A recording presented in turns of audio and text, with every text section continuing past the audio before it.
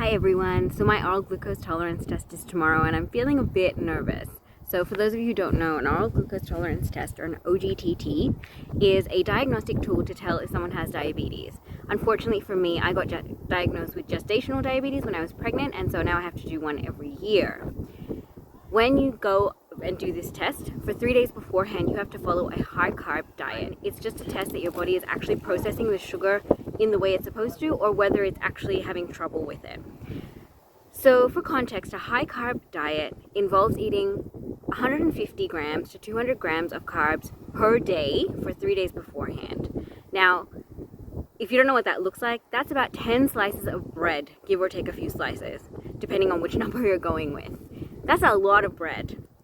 So today I just want to give you a couple of tips to following the diet in a way that serves you and still being on the path to becoming a healthy eating superhero.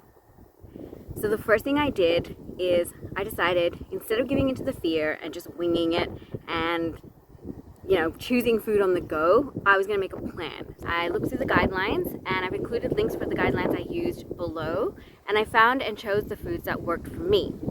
And the next thing I did was write down a list of all the foods that I wanted to include very specifically. And I'm actually going to include a little montage of what I'm planning to eat for the next couple of days and what I've been eating today. And hopefully that'll give you some ideas of what you might want to include if you're going through the same situation. Keep in mind, some of those foods are high carb according to the guidelines, but they're also stuff that I eat on a regular basis. It's more just the processed foods that I don't like eating because they do give me IBS symptoms.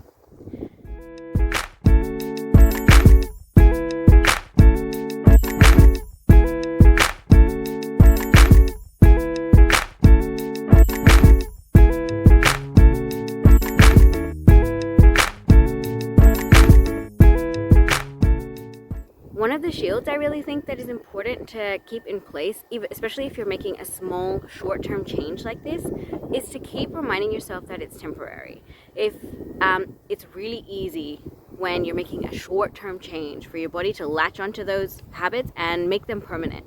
And so reminding yourself that it is just a temporary change and that you will be going back to normal, and it's really important to say normal, in a couple of days, because then your body recognizes that it's not an excuse to just load up on all the stuff that you really don't want to eat on a regular basis. It is actually just a temporary change that you have to do for a medical reason or whatever reason it is. So I definitely advise keeping that in mind and just keep repeating that. It's just temporary. I'm going back to my normal routine in a couple of days. Because reminding your body and your brain that it is a normal routine to be a healthy eater, that's going to push you back on that path a lot faster. If you tell your brain, oh, I'm so excited that I can eat all the stuff I can't really normally eat, your brain actually is gonna say, well, why don't we just keep eating it? So remember, the words you say to yourself are super important. So give those 2 tips a try and let me know how you go in the comments. If you're in the same situation, I'd also love to hear what kind of foods you really like to eat in the high carb space. And remember, carbohydrates aren't bad for you. They're really great sources of energy. It's just about what you choose. See you next time.